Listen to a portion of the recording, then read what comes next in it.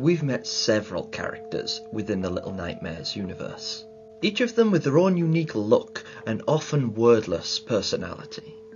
Every individual having something that distinguishes them from the others. A paper bag, a raven mask, a bright yellow raincoat. But there is more to these character designs than meets the all-seeing eye. Subtle symbols of stories untold, and also the topic I wish to discuss with you, little ones. Upon analysing our new friend Lo, I couldn't help but notice that he's wearing an intriguing little artefact, and that got me wondering, why? Was this a gift from his best friend? Does it remind him of his life before the nowhere? Or does he wear it for the same reason I do?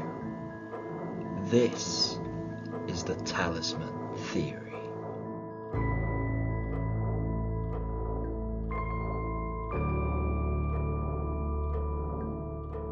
But first, the obligatory spoiler warning. This game will of course contain spoilers for Little Nightmares, Little Nightmares 2, Very Little Nightmares, the Sounds of Nightmares audio series, and Little Nightmares 3, if we're right about this.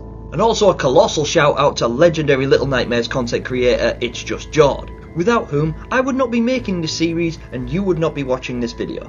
If for some reason you don't know who he is, check the link in the description below and slide on over to his channel because you'll get a lot more there than you will here.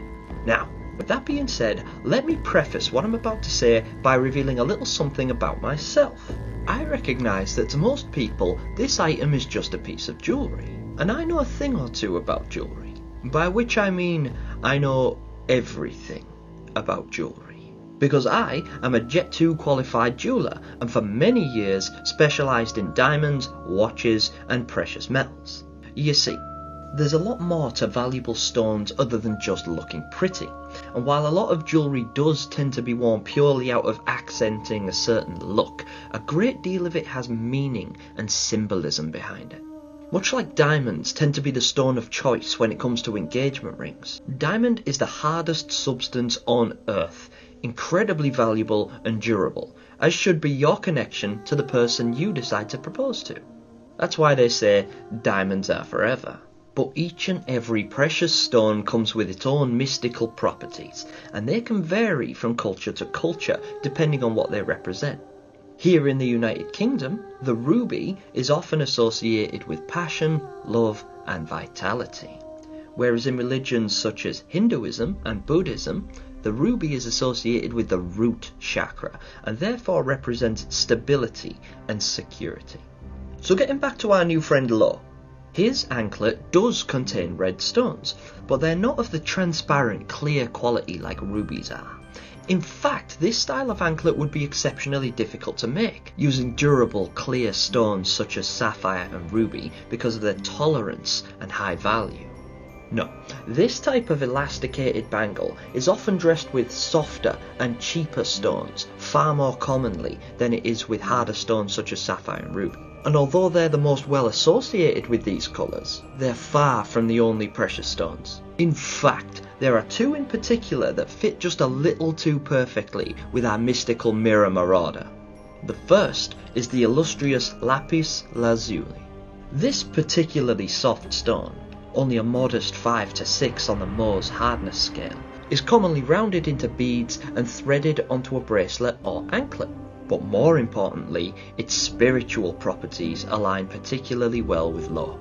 Lapis lazuli activates the psychic centres at the third eye chakra and was often associated with awakening one's psychic powers and heightening one's awareness and perception, qualities that would come in handy for a crossbow-toting teleporter. According to the specialists at Crystal Vaults, lapis promotes friendship and social ability. With dealing with others, it promotes the virtues of honesty, compassion and uprightness. This stone permits spiritual journeying and tapping into personal and spiritual power. In fact, the ancient Egyptians favoured lapis lazuli so much that they generously lined the pharaoh's golden sarcophagus, ceremonial scarabs and other treasures with it, because they believed that lapis contained the spirit of the heavens and would actively combat dark forces. And that's all good and well, but Lowe's anklet is two-toned. What about the red side? Well, there are a couple of different red stones that this could be, but there is one that I think would round off Lowe's protective anklet really nicely. Let me explain.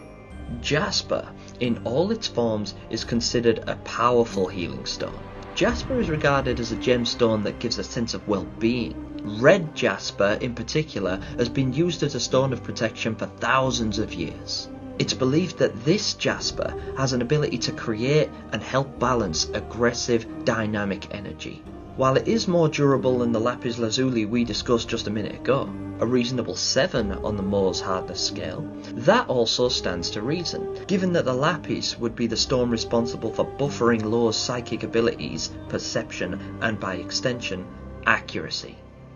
The red jasper is a protective gemstone, said to increase the wearer's strength and endurance. And if we look back to the ancient Egyptians, who were the authority on the spiritual properties of gems, they refer to red jasper as a stone of power and protection, considered a protective talisman against evil spirits.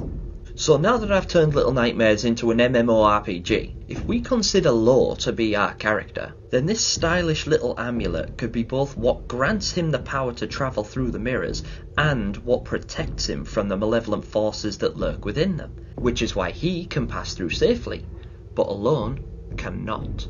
So where do you think he got it from? Did he bring it with him from the counties? Or did he find it in the nowhere?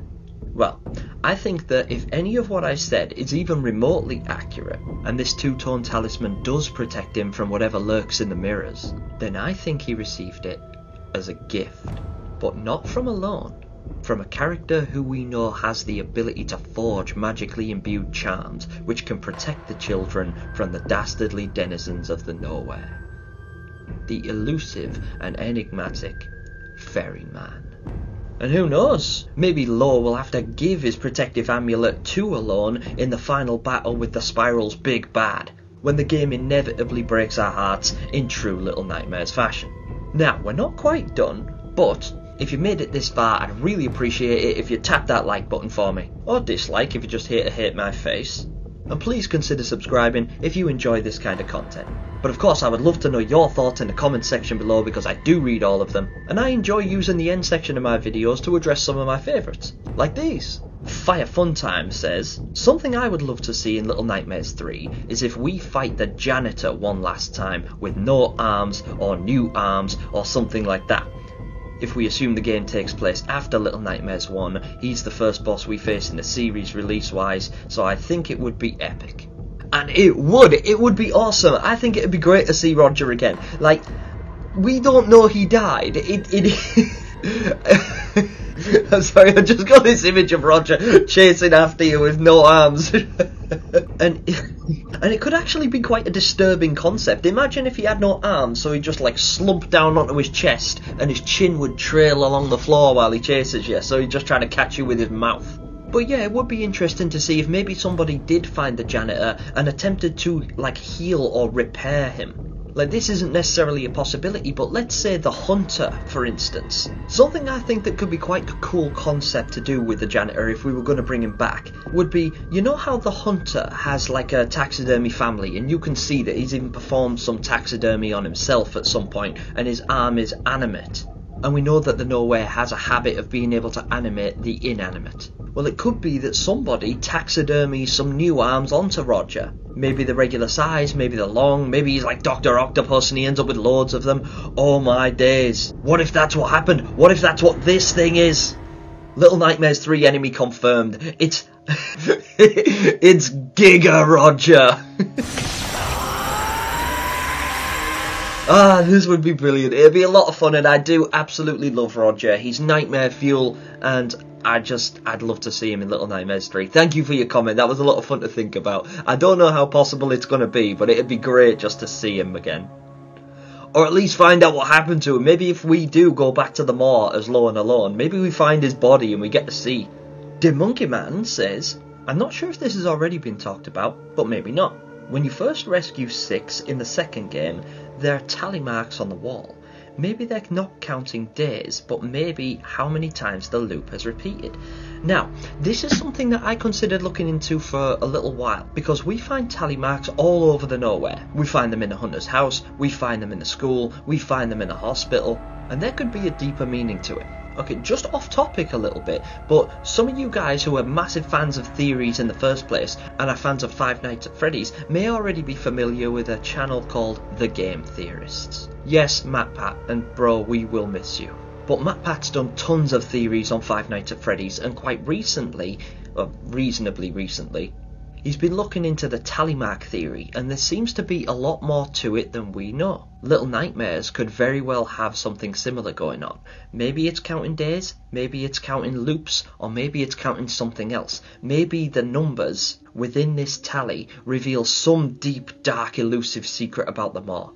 I have absolutely no idea what it could possibly be. I am tempted to have a look into it, but I haven't really had any kind of brain blast about how it might, tie into the franchise in any way. So I don't want to waste time doing it until I've got a light bulb moment. I don't know, maybe it's something to do with the fact that tallies can only ever count up to 5, and that's why 6 is 6. Anyway, you bastard, sis. Okay. I mean, OMG TKK says some very kind words, followed by there is still one mirror. In the DLC, you see the lady looking at herself, and the reflection is showing her as an old lady, and there's a chance there are other mirrors hidden in her quarters. You are correct. Now, when I was talking about this in my last theory video, the Fallen theory, which I recommend you have a little watch of if you haven't, because it came out on Christmas Day, I said that the only way that Lowen Alone could possibly travel to the mall is using one of the existing mirrors if Little Nightmares 3's timeline takes place before 6 destroys the 2 mirrors on the mall. Them 2 mirrors being the one we defeat the lady with and the one in the guests' dining area. But I'm wrong, because the runaway kid, our best boy, he happens across the lady right towards the end of his campaign. In the Residence DLC, we do catch the lady looking at herself, and it's in a mirror that we do not encounter as 6. That mirror could very well still be there, and there could very well be more mirrors on the mall, because as I always say, we did not explore each and every nook and cranny. Alright guys, Gemini from the future here, and this is an afterthought, but I have literally just noticed this in editing. The lady does in fact break this mirror after you catch her looking into it, so I do not know of any existing mirrors on the mall, that we've come across at least. Anyway, back to the video. There's some parts of the mall that we absolutely have not seen yet, and it's a distinct possibility that some of these contain mirrors of their own. But even if they don't, there is still one existing mirror that we saw the lady looking into, and that could very well be how Lowen Alone get there. So thank you so much for correcting me and reminding me of that, and thank you for your comment, because it's hugely appreciated. But that's going to do it for this episode, guys. Thank you so much for watching. I am so excited for Little Nightmares 3. We know it's coming at some point this year. Don't forget to ring that little notification bell if you'd like to be notified when I release new videos like this, because I've got a lot of exciting stuff coming up. There will be more theories, there'll be more shorts, more polls, more lives, and maybe even another giveaway. Who knows? Well, you will if you get the notification. So ding ding, children. It's sooner than you think. But until then, that's game over. Bye.